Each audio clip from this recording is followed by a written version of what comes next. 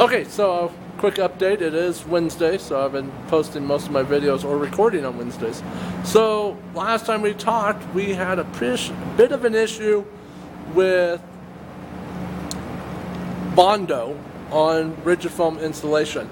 Had several tips given to me. I also stopped by a local auto body shop and got some more tips, so I kind of collaborated all of them in the best that floated to the top. So here's a quick update of where we're at. The body here, it's gotten its couple coats of mud on. It's getting there pretty level. I've started here on the tail end. Some more rigid foam. I was trying to incorporate something there, but didn't look right, so these are getting cut off. The gas tank will come up in here, so I'm going to just leave that open with a screen too. Some more mud on this side, so it's kind of shaping it all off. Okay, and then the infamous nose. I'm going to call it the nose, regardless of what Kelly says. So, one of the big suggestions was to take latex high gloss paint and cover the whole thing to create the barrier. This is just its first coat, and it's still very wet, so it has all the runs in it. Very cold in the shop right now because the doors are open. But I'll put another coat on, get it nice and level, and then I'll be able to wax and pull the mold off of that. So that's where that sits. Back to this one.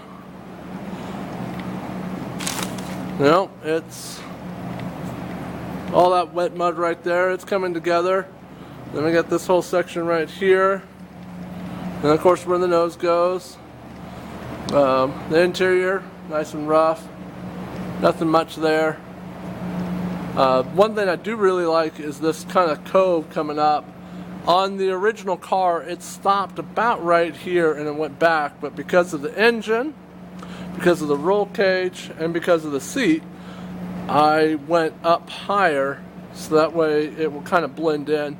So I'll have a little bit difference to it, but the thing that distinguished the Buick Bug was the ram on the nose, and then it had a radiator that wrapped the top of this, and it went from down here all the way up and over. So those are the big distinguishing marks of the Buick Bug, was the nose cone, and then the radiator.